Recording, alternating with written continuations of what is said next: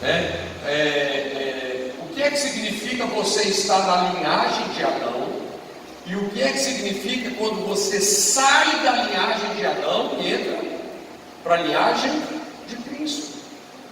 Você é tão filho de Deus quanto Jesus é. Eu fico quebrantado quando eu leio aquelas palavras em Hebreus, que a Bíblia fala, Jesus falando a nosso respeito, e Ele não se envergonha de nos chamar de irmãos. Sabe? Que coisa terna, né? Você é tão filho quanto Jesus é. Então, se alguém pergunta: quem você é agora? Você é um santo ou você é um pecador?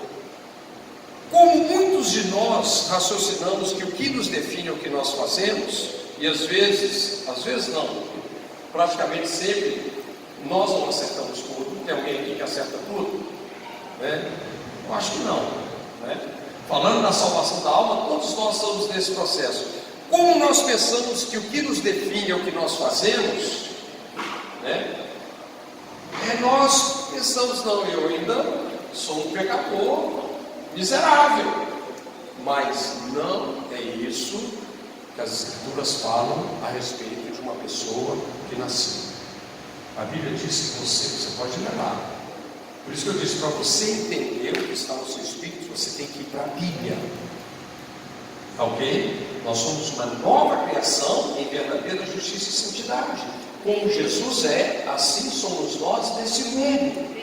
As coisas velhas se passaram, eis que tudo se fez novo. Entende? O que a Bíblia está falando? Agora dessa realidade que nós agregamos como filhos. Isso está dizendo, está desenhando, está descrevendo agora essa nova natureza que você carrega. Deus arrancou uma velha natureza que não te permitia ter intimidade, comunhão com Deus, e recriou o seu espírito. Você agora tem uma nova natureza, né? Uma natureza de luz, que foi unida ao Espírito Santo. A Bíblia diz que a Bíblia descreve, né, como que você passa da linhagem de Adão para a linhagem de Jesus? A cruz. É a cruz. A cruz fala da nossa união com Jesus.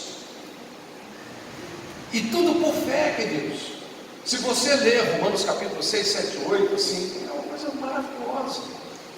A Bíblia fala que Ele não só morreu pelos seus pecados, mas a Bíblia fala também que o nosso velho homem foi com Ele crucificado.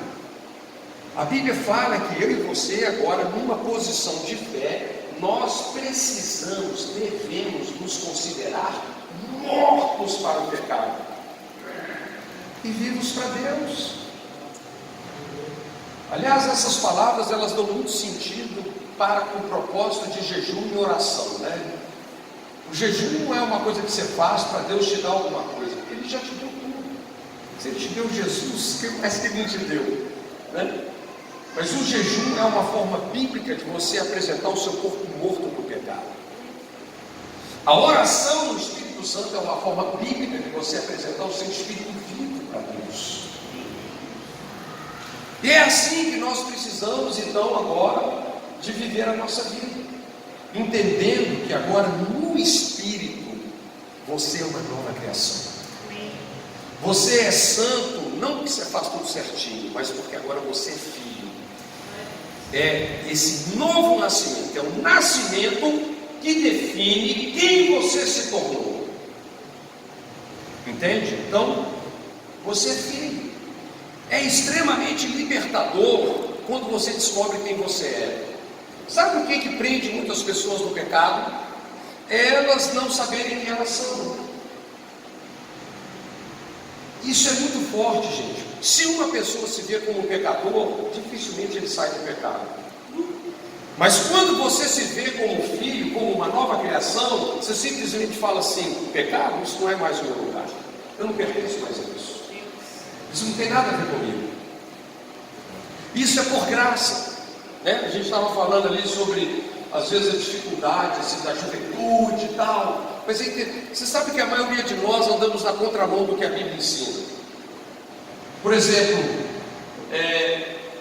às vezes a igreja, a gente vê muita gente indo para uma direção assim, não, os jovens estão muito carnais, o pessoal está muito sem freio, nós temos que dar limite para a igreja, nós pensamos que nós temos que dar lei, regras, limites. Aí a Bíblia, você vai lá para Romanos 6,14, a Bíblia vai e fala assim: o pecado não terá domínio sobre vós. Por quê? Porque não estáis debaixo da lei, mas da graça. Nós pensamos que se a gente colocar as pessoas debaixo da lei, nós vamos dar limite e elas vão... Não, é o contrário. Esse versículo, ele funciona ao contrário. Se você colocar as pessoas debaixo da lei, elas vão afundar a cara no pecado e você vai criar uma cultura de hipocrisia dentro da igreja. Porque a lei, ela nunca foi dada para salvar o homem, nunca foi o propósito da lei. A lei é como se fosse um muro de 50 metros de altura, falando para uma pessoa que não nasceu de novo, tá certo? Não é isso que está em Romanos 7? Paulo disse: a lei é espiritual, mas eu sou carnal, vendido ao pecado. Ou seja, a lei, ela exige que você seja espiritual, mas ela não te torna espiritual. A lei exige que você seja perfeito, mas ela não te torna perfeito. Foi necessário um poder à parte da lei, chamado Evangelho,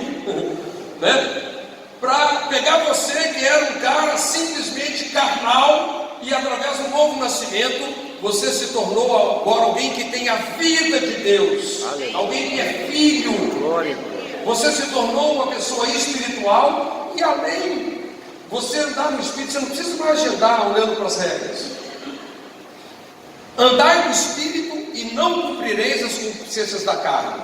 Se você seguir o Espírito Santo, você vai estar num padrão ainda muito mais acima do que a lei. A lei é limitada.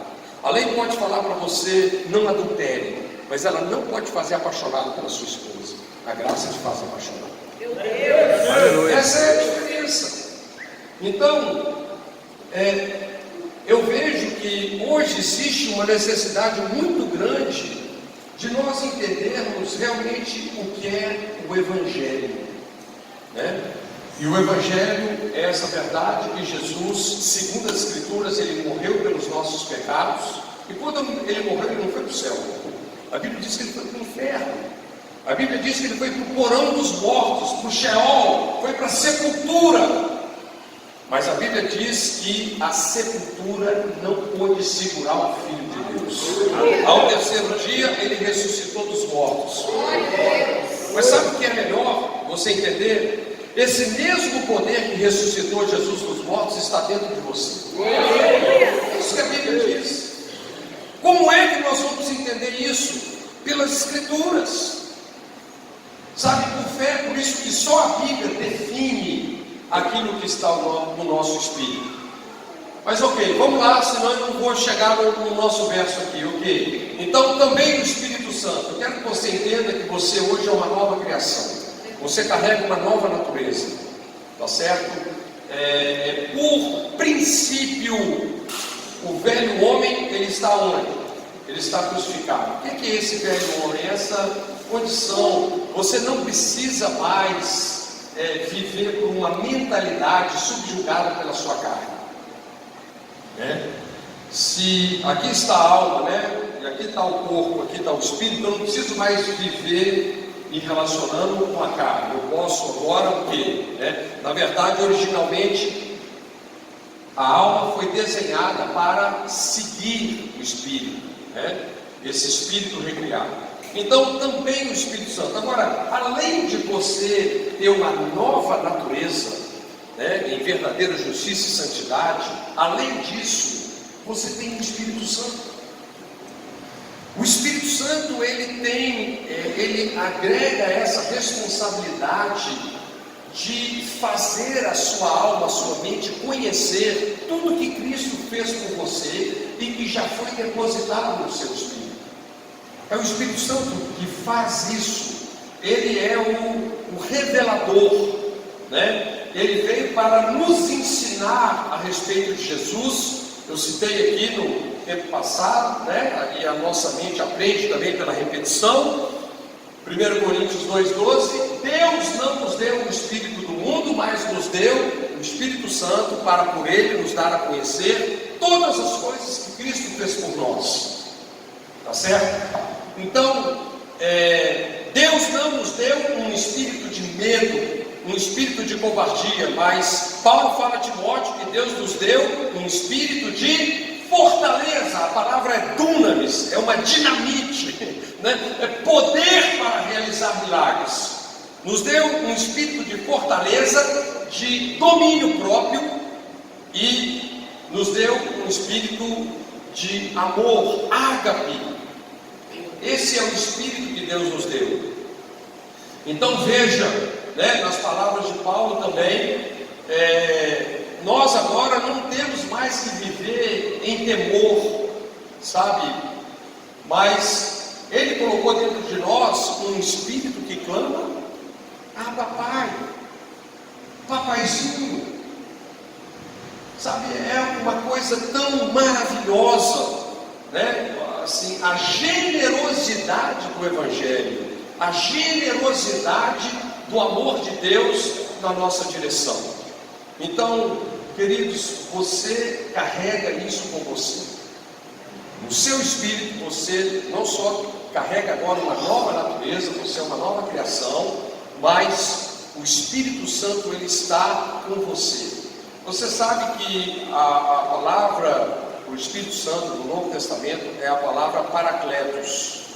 E é importante entender essa palavra, porque talvez uma das coisas mais reveladoras da palavra Paracletos é que passa-se a ideia que tudo que o Espírito Santo vai fazer, ele quer fazer junto com você. Por exemplo, a Bíblia fala que o Espírito Santo vai dar testemunho, e nós também, né? Por exemplo, isso aqui, Deus nunca esperou que alguém pregasse o Evangelho sem o Espírito Santo. Nunca, isso não está nos planos de Deus, entende? É uma coisa que nós fazemos juntos. O que é a palavra Paracletos? É como se fosse assim, se nós fôssemos carregar essa fileira de cadeira, né? Você pega numa ponta e ele pega na outra, entende? Se vamos carregar o culto, você pega numa ponta, ele pega na outra. Ele é o ajudador, ele é aquele que te ajuda. Então, tudo que Deus faz, falando de salvação, né? Essa palavra salvação é uma palavra muito ampla no grego, é a palavra sozo. Ela envolve perdão de pecados, ela envolve cura física, libertação de demônios, cura emocional, envolve tudo, né? Quando a Bíblia fala que nós somos salvos pela graça mediante a fé, é interessante, né? O que é a graça? É a parte de Deus, sabe? É o que Cristo fez por nós. Por que Ele fez o que fez por nós? Porque você fez alguma coisa? Por causa da sua performance? Porque você mereceu? Não, olha como a Bíblia põe as coisas, né? Deus prova o seu amor para conosco, porque nós éramos o quê? Pecadores. Alguém merecia alguma coisa? Graças a Deus, ele é tão apaixonante, né? A Bíblia fala que Deus amou o mundo de tal maneira. Deus não olhou para mim e para você e falou assim: puxa vida, esses caras pisam tanto na bola, cara, esses caras não estão lá dentro, então, sabe, eu vou ter que morrer lá com eles. Não é assim que a Bíblia põe as coisas. A Bíblia fala que Ele olhou para você e Ele te amou. Cara, você nunca vai entender isso, mas você pode experimentar. Você sabia que Deus tem uma fraqueza? A Bíblia fala que Deus tem uma fraqueza. A fraqueza dele é você, sabe? Esse é o coração dele. E quando nós entendemos, você quer ver uma pessoa que entendeu o Evangelho? Eu falei para vocês lá no jardim, a primeira coisa quando Adão morreu espiritualmente, o que ele sentiu? Medo. O que isso significa? Ele não se sentiu mais amado por Deus. O que é que faz uma pessoa de fato arrepender? Quando ela vê esse amor generoso de Deus. É interessante, quando você olha para a graça, a fé brota sem fazer força. Quando você se sente uma pessoa amada, você está fisgado. Acabou ali, né? Ali assim, crer não é difícil. Crer só é difícil para as pessoas que estão tentando crer sem olhar para a graça. Você sabia que a maioria dos crentes vivem assim? A maioria dos crentes vivem crendo no que eles fazem para Deus, não no que Jesus fez por eles. Eles ficam crendo no jejum que eles fazem, na oração que eles fazem. Por isso não dá certo, porque o foco está errado. Entende? A direção para onde nós temos que olhar, em termos de fé, nós temos que olhar para a obra consumada de Jesus, é o que Ele fez. E é isso que dá toda a glória a Ele, né? Quando nós estamos tentando crer naquilo que nós fazemos, é um negócio complicado, porque a gente sempre vai pôr isso na nossa conta, né? Olha, Deus fez aquilo, mas você viu, né? Também eu jejuei, né? Eu orei, eu não sei mais o que. Ou então os caras ficam naquele posto porque não funciona. Aí o cara jejuou 20 dias, cara, mas sabe o que foi, cara? Eu jejuei 21, faltou um. Sempre, olha, para além, sempre vai faltar uma coisa. Você se lembra do jovem rico, né? Que ele falou que guardava toda a lei. Jesus falou o que para ele? Ainda falta uma coisa. Para aquelas pessoas que querem focar na performance deles, sempre vai faltar uma coisa. Mas quando você olha para o amor generoso de Jesus, queridos, isso vai te definir. Sabe, crer vai ser uma coisa tão simples que vai fluir tanto. Bom, bora lá, né? Também o Espírito Santo. Então, o Espírito Santo ele está em nós para nos revelar Jesus. O Espírito Santo não quer que você coloque os olhos em você.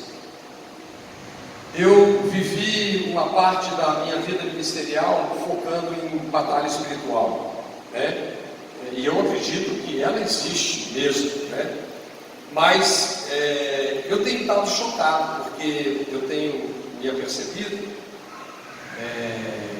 e eu poderia enumerar 10, 20 tremendos homens de Deus que eu conheci, que focaram nessa área de batalha espiritual e começaram a fazer disso em si mesmo, principalmente focando assim com foco no diabo.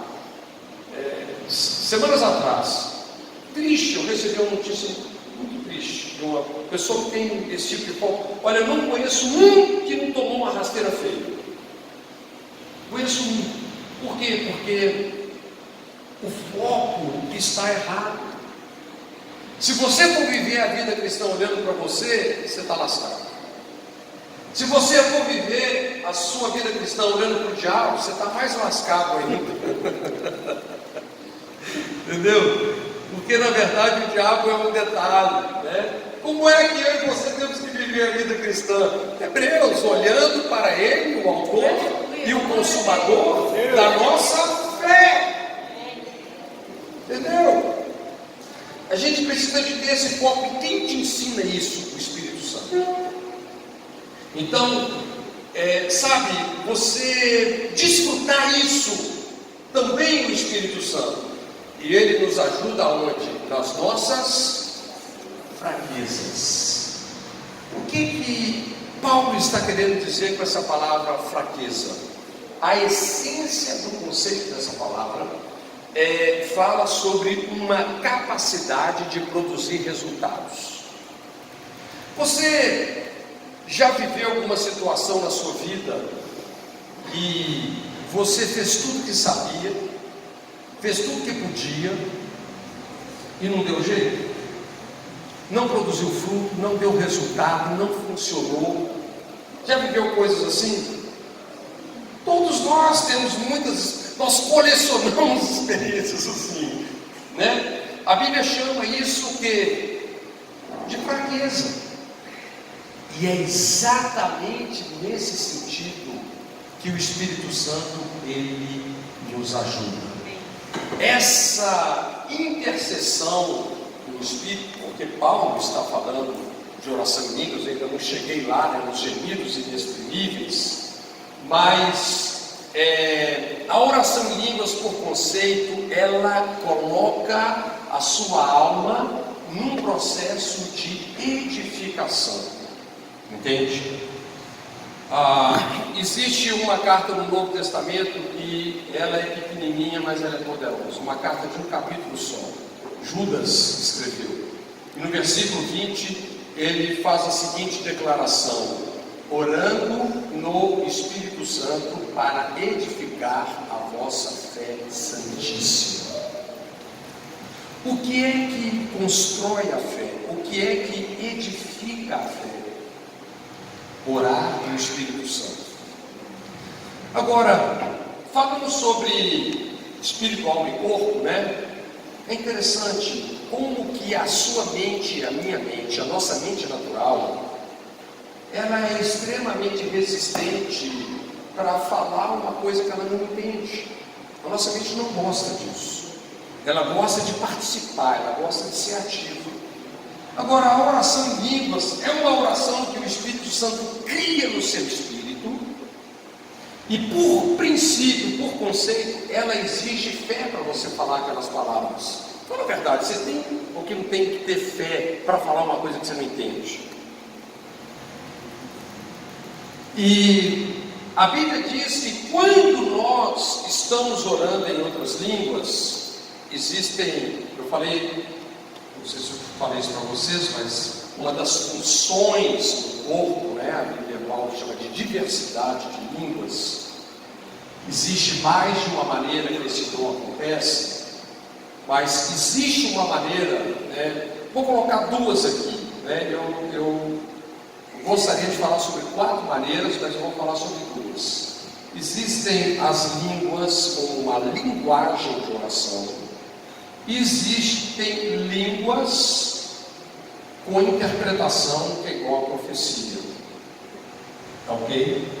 Línguas para interpretação não é uma coisa que você pode falar isso a hora que você quiser, não. Né? É aí que vem esse sentido que quando Deus vem, né, e dá línguas ali para uma pessoa. Aquela pessoa ela tem uma inspiração, ela tem uma... aquilo é um dom que se manifesta para algo que é útil. E deve-se orar em línguas nesse sentido, desde que haja pessoas que vão interpretar. Mas o que eu quero falar é sobre línguas como uma linguagem de oração. 1 Coríntios capítulo 14, versículo 2, Paulo fala assim: aquele que ora em outras línguas, ele não fala aos homens, visto não ser entendido por eles, mas ele fala a Deus, e em espírito ele ora mistérios. Então, olha o que a Bíblia está dizendo. Às vezes a pessoa está orando em línguas, né? E eu já ouvi muitas pessoas falando assim: não faz sentido nenhum, cara, eu não estou sentindo nada. Esse é o problema. Algumas pessoas querem ter uma experiência emocional orando em línguas. Eles estão confundindo as coisas. Não tem nada a ver, sabe? Orar em línguas é essencialmente uma experiência de fé. Tá certo? E é interessante como que o Espírito Santo cria essa oração no seu espírito e você dá voz a essa oração. Então é um tipo, olha, o que acontece quando a gente ora em outras línguas é uma coisa fantástica. Eu poderia te dizer o seguinte: quando uma pessoa está orando em línguas, é como se o cara estivesse aqui e Deus passasse uma sonda nele assim, de alta cabeça à planta dos pés, e aonde for achado fraqueza, né? Ou seja, falando da alma, que não é só na alma, isso pode estar relacionado com o seu corpo físico também, ok? Mas falando da alma, por exemplo, o cara, ele sabe, já sabeis qual é a graça do nosso Senhor Jesus Cristo, que sendo rico, por amor de vós, se fez pobre, para que através da sua pobreza, nós nos tornássemos ricos. Mas o cara está quebrado. O cara só vive endividado, com a vida financeira complicada. Aí ele olha para a palavra, fala assim: velho, a palavra está falando algo que eu sou, mas eu não sou. Aquilo está no espírito dele, mas aquilo Ele nunca foi iluminado com aquela verdade. Eu não tenho isso. O que isso é uma fraqueza? O cara está perguntando, cara, como que eu chego lá? O Espírito Santo. Aí entra a oração de Deus. Essa incapacidade de produzir resultado, né? A pessoa está enfrentando uma enfermidade que a Bíblia fala, no passado, Ele já tomou sobre si as nossas dores e as nossas doenças. Ele foi moído pelos nossos pecados, transpassado pelas nossas iniquidades. O castigo que nos traz a paz estava sobre Ele, pelas suas pisaduras nós somos sarados passado. Você entende? Jesus não vai morrer para perdoar você, nem para curar você. Ele já morreu. É uma obra consumada. Já está feito. Mas de repente você está diante de uma incapacidade de fazer isso acontecer. Como que isso vai acontecer, velho? Como que eu posso crer? Como que a minha fé pode ser edificada? Porque, sabe, tudo que Deus vai fazer e mover é através do quê? De uma resposta de fé que nós vamos dar que Deus já fez. Então, o Espírito Santo, ele trabalha essas fraquezas. Você entende? Você entra num processo de edificação, falando dessa linguagem de oração, né? Então eu fiquei assim maravilhado. Contei para vocês o meu processo lá quando tive aquela ziguezeira lá em Brasília, que eu comecei a orar em línguas. E aí passou um tempo depois, caiu um livro na minha mão do pastor David Robertson, que chama Andando no Espírito, Andando no Poder. Eu li aquele livro, eu estava indo para Israel. Eu li aquele livro no voo, 400 e tantas páginas, eu fiquei louco. E eu comecei então a orar em línguas. 1 hora, 2 horas, 3 horas por dia. Eu estou dirigindo, eu estou orando em línguas. Eu estou tomando banho, estou orando em línguas. Eu comecei a simplesmente, e às vezes vem essas lutas na sua mente. Isso não está adiantando nada, né? Você só sente a boca cansada, o queixo doendo, você não está sentindo nada. Aliás, as horas que você mais tem que orar em línguas é as horas que você menos sente, né? Às vezes tem uma situação que aconteceu uma coisa chata, você está irritado, você quer dar um soco na cara de né? Mas é aquela hora que você tem que orar em línguas, entendeu? Aí você, né? No Xalamaia. E é incrível como que o Espírito Santo